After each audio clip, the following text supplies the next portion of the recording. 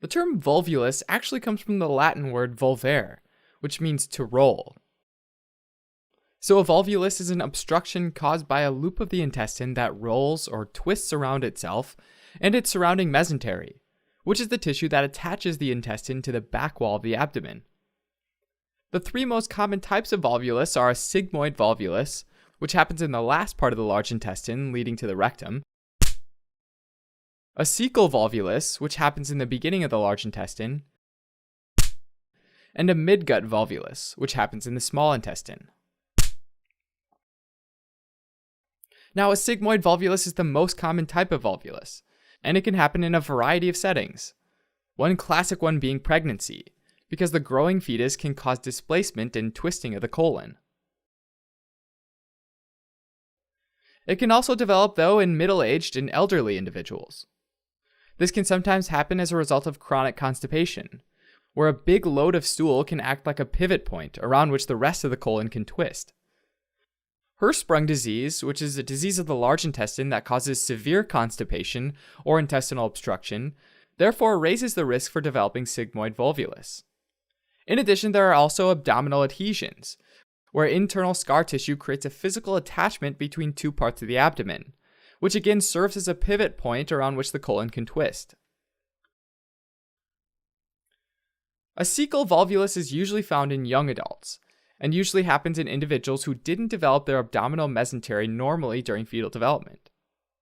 Since some mesentery contacts might be missing in these individuals, the colon can flop around freely, and any large object, like a baby in pregnancy or a load of stool in someone that's constipated, can act as a pivot point in the cecum and cause the colon to twist. Midgut volvulus is most commonly found in babies and small children, and is the result of abnormal intestinal development in fetuses. In normal fetal development, the digestive tract starts as a straight tube from the stomach to the rectum. For a little while, a part of the intestine protrudes from the abdomen into the umbilical cord.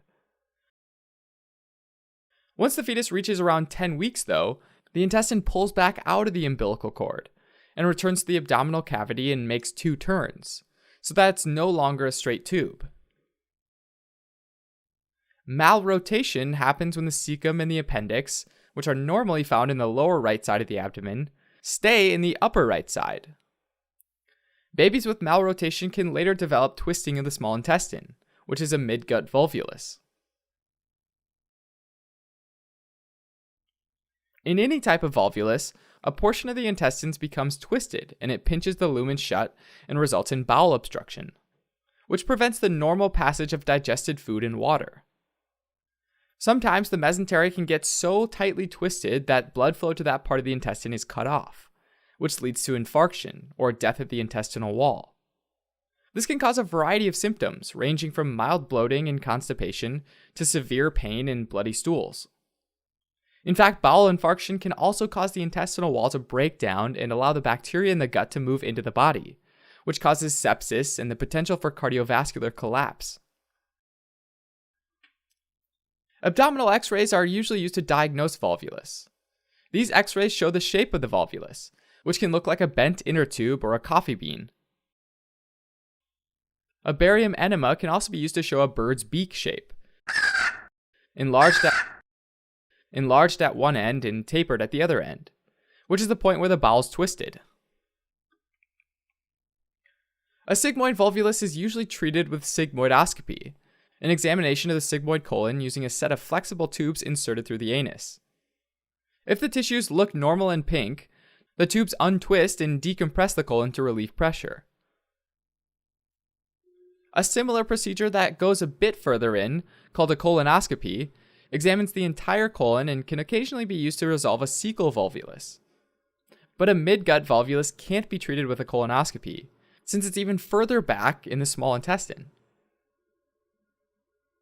Normally, surgery is recommended within 2 days of receiving treatment, or in some cases, surgery should be performed immediately, like if the bowel is severely twisted or if the blood supply is cut off. The normal surgical procedure involves untwisting the intestine if it hasn't been corrected yet, and attaching the intestine up against the abdominal wall to prevent it from twisting in the future. In severe cases, like an infarction, pieces of the intestine have to be removed, a process called bowel resection, before the intestine can be reattached.